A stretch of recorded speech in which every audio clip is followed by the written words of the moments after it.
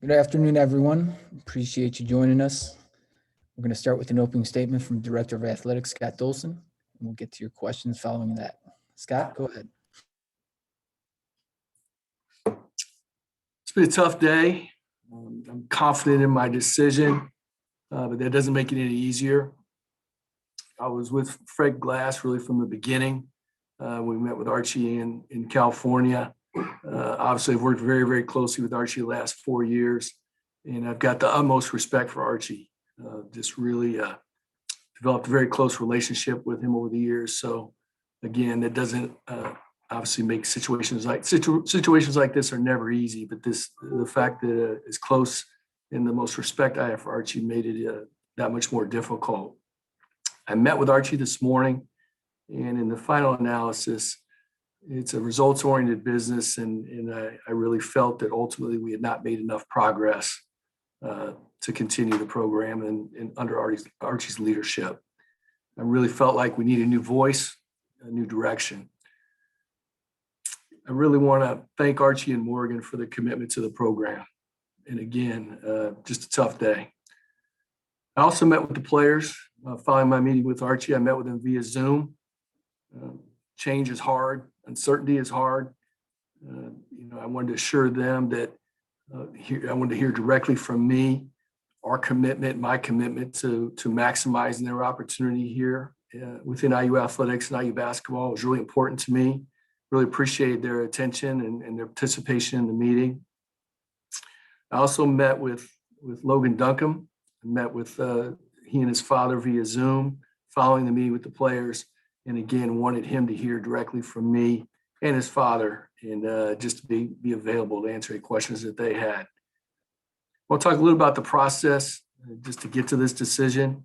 As I mentioned earlier, very close to the program. I tried to attend at least the last part of one practice every week, really since Archie arrived.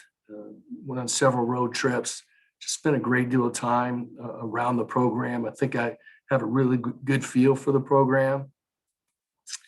And, subsequently, I think I had an ability to have a pretty good assessment just by that participation.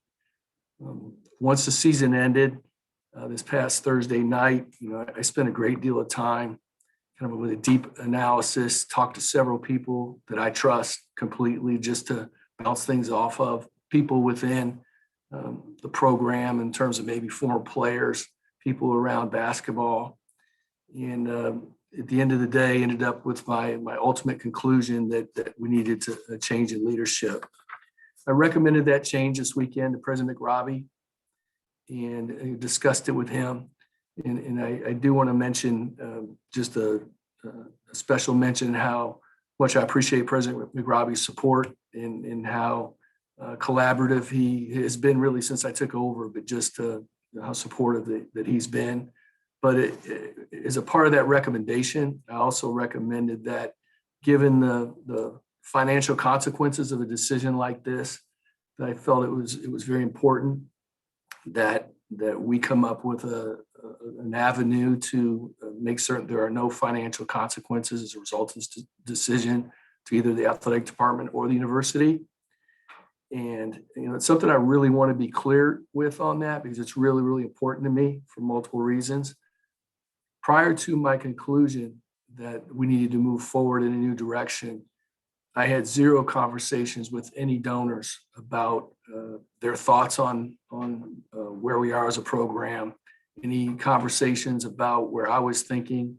I didn't take their temperature at all. I felt like it was really important that I do all my due diligence in advance of any of that. Of course, you hear things out there, so forth and so on, but that had zero impact on my recommendation, zero.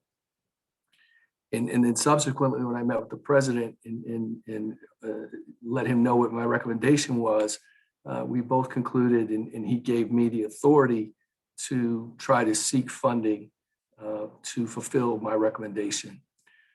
As a result of that, I had two separate meetings, a meeting this weekend with a donor, anonymous donor who committed ultimately to help funding the part of the process in terms of the buyout in Coach Miller's contract. And then following that, a subsequent meeting with another donor who will remain anonymous as well, who helped with a commitment to fund the remainder of the transition costs.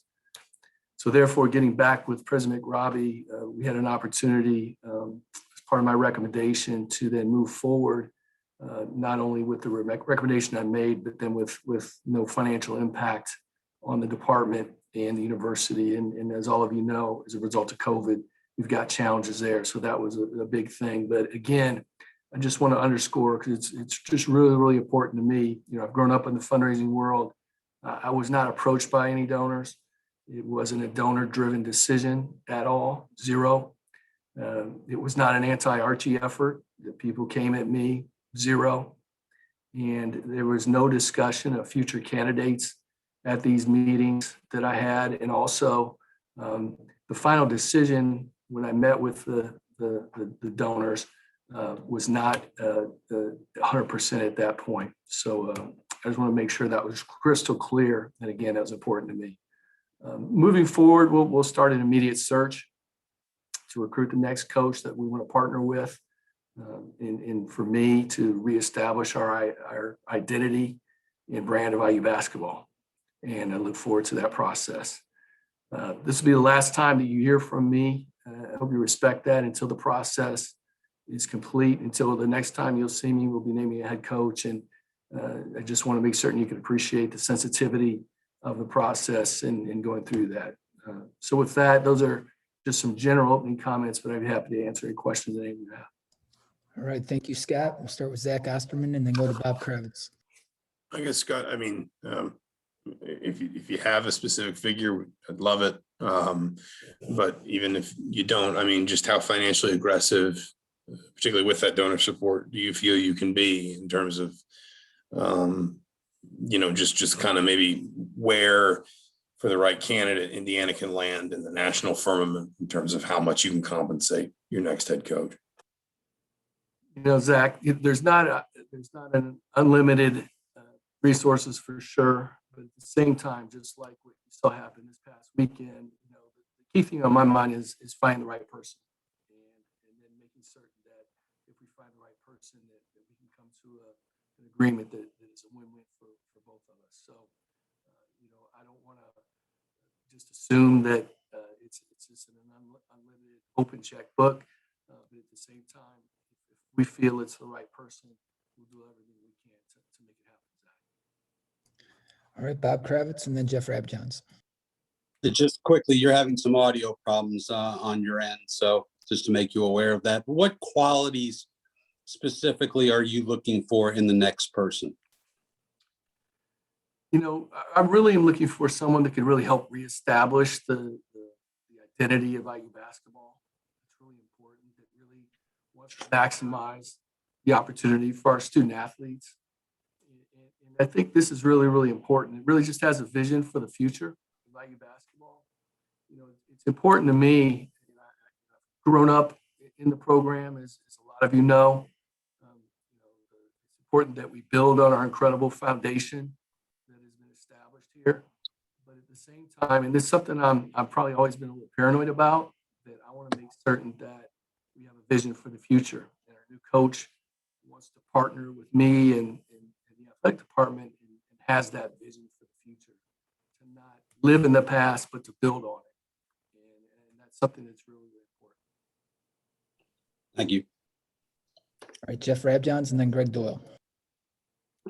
Scott, when you look at IU basketball, give me your vision. What do you want IU basketball to be under whoever you pick next?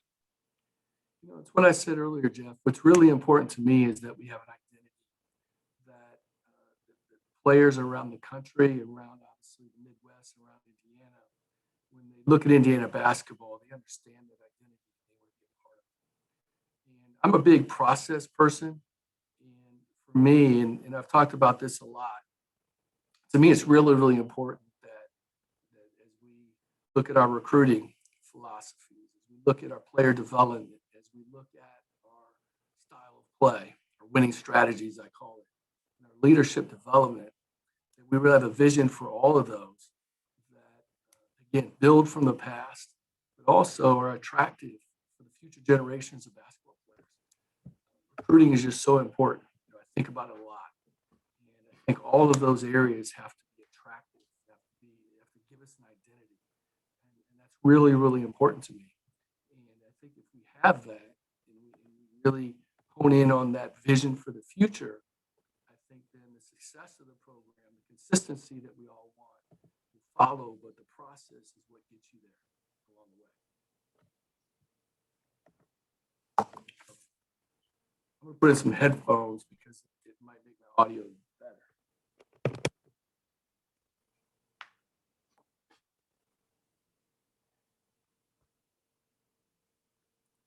Is that better? Yes, definitely. Definitely better. Do you want me to answer that question again, Jeff? No, it came through pretty well. I got it. Thank you though. Okay. All right, Greg Doyle and then Kevin Brockway. Hi, Scott. Forgive me if I've not heard you because you are going in and out, but you're in now. I've got a compound question, so bear with me on here. Did you say you're having a search committee? You're hiring one, you're paying for one. Did you say that? No, I didn't. Did you say you're not doing a search? I heard the word search something or other. Correct. At this moment, we will not have a search committee or a search firm. Okay, given all of this, given the way it's happened, we're all adding 2 and 2 here and trying to get 4. It seems like you've got somebody, or you've got somebody in mind. Are you starting from scratch, or do you kind of already have an idea of where you're going? That's A. Then B, and I'm done, is you're an IU guy. A lot of people want an IU guy. How important is it to you to get an IU guy? Yeah, the answer to your first question is no, it's not a deal. I don't have anyone in mind, but what I do have is a vision for what the type of person we're looking for. And I'm continuing to work on that. I talked about that earlier, if you can hear me, but I think it's really a combination of someone who understands and embraces our tradition and our history, but more importantly, has a vision for the future and believes in all the things that we believe in and embraces those. And so that's critical. In terms of potential candidates, I really don't want to exclude anyone. I want to make certain it's an open process and we evaluate all the potential candidates who are out there that might be that perfect fit. All right, Kevin Brockway and then John Blau. Yeah, Scott, you talk about not excluding anyone, so I'm assuming that it is head coaching experience or prerequisite or not? No, I want to make sure that we don't exclude as we evaluate, and again, putting together the vision that we have for the program, to combine that with, and I don't want to micromanage the program. Don't get me wrong. I don't want to create my vision that then tells the coach what the coach ultimately needs to do from a recruiting standpoint. But overarching, here's where we want our program to head. Here's what's important to us. And then ultimately, then I want to make certain that we work with a coach that fits that, and it doesn't necessarily have to fit into someone who's been a head coach or someone who has head coaching experience. That's not a prerequisite. You mentioned style of play. Is there anything that you're looking for specifically within that style of play with regards to maybe something that's a little more offensive or visually appealing? Or what's important to us is that it's a style of play that recruits want to play in, and that recruits see that they can see themselves in, but that also is really on the cutting edge of where is basketball going, where's college basketball going, and as you can see, as basketball is different than it was 3 years ago, 4 years ago, 6 years ago, in terms of how it fits into the NBA and moving on and playing professionally. So I think we have to blend all of that together to have an attractive style of play that obviously can win consistently, but that players want to play in and see themselves in. And playing in the Big Ten Conference is huge. You can see with the great league we've had this year. So you kind of want it all. You want to blend the ability to succeed in our conference, the ability to have a style of play that players want to play in, recruits want to play in, and it ultimately prepares them for the next level as well. All right, John Blau, then Alex Bozich. I think it was when you were being introduced as athletic director, you talked about Archie liking him because he had a plan, and you could see if there was a plan and it was going to go in a certain direction. I guess what's changed, in the year since, or was it, just the results on the court that mostly was, or was it talking to former players and getting that insight? I mean, what kind of convinced you that the plan wasn't going in the right direction? Yeah, it's a results-oriented business, and ultimately the results are what they are. And it is one of the things that attracted us to Archie and still commend him for. I think Archie has a plan, but unfortunately the results weren't at the level that I felt at the end of the day that it was in our best interest to move forward.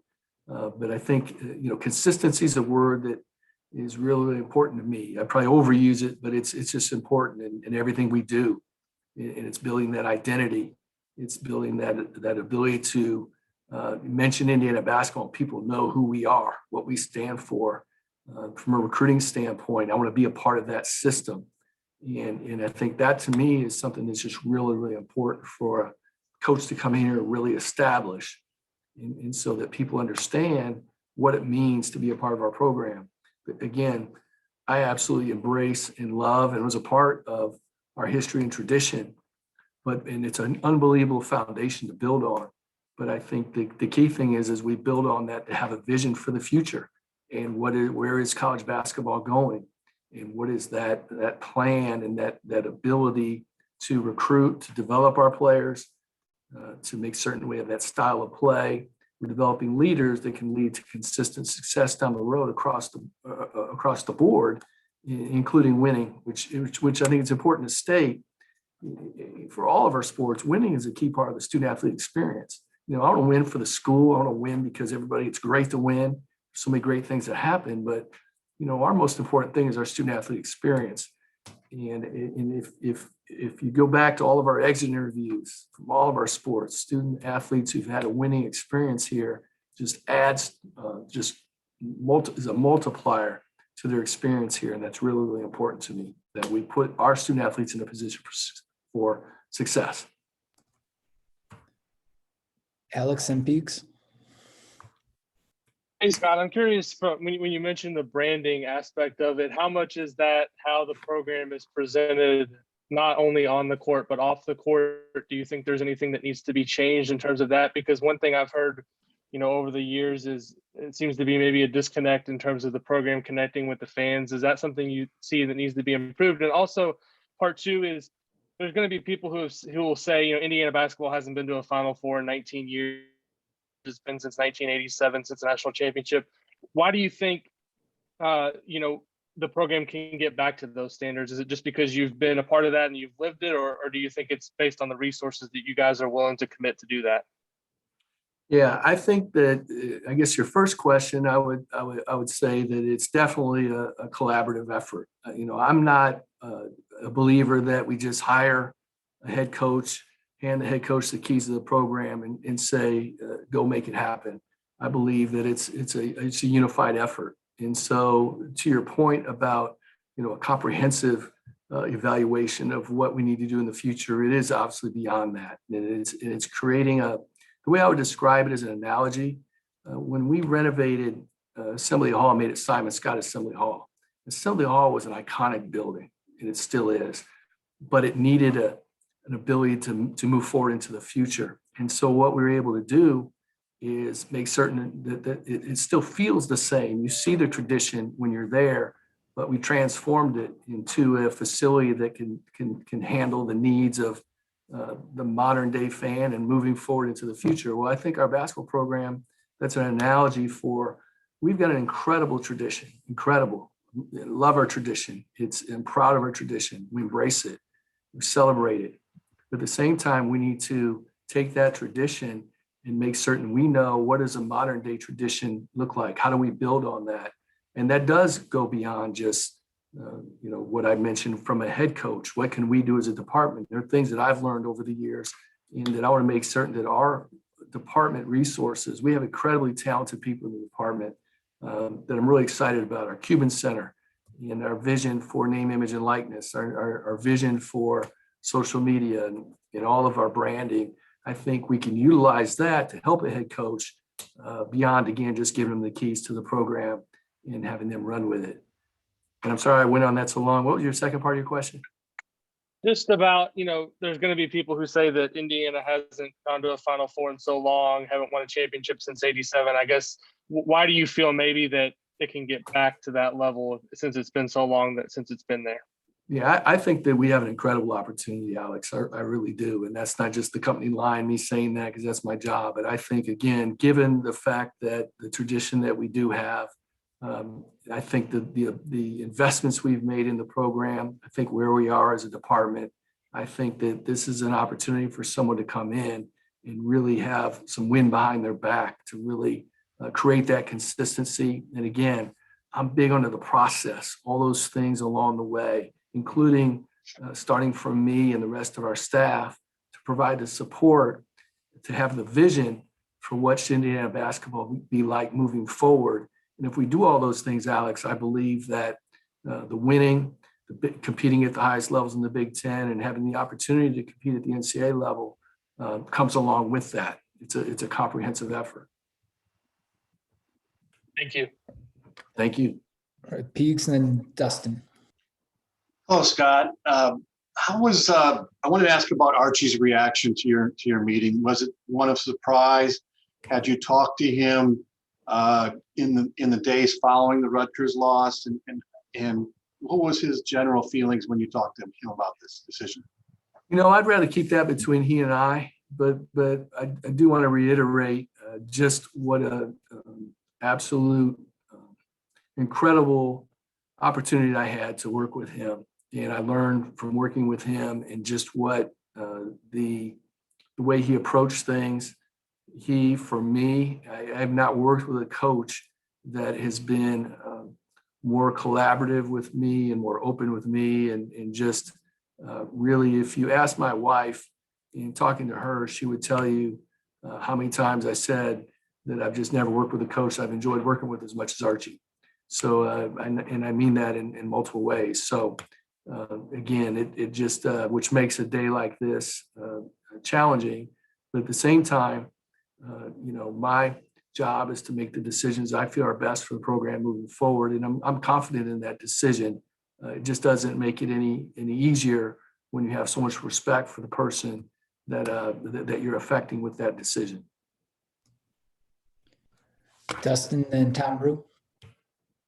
Hey, Scott, you mentioned earlier just wanting a style of play that's more on the cutting edge. I mean, I guess to kind of nail that down, I mean, is it important to you that this team be able to score more than it has, be able to shoot better than it has? I mean, is it particularly important that this team has more of an offensive identity that it has in recent years?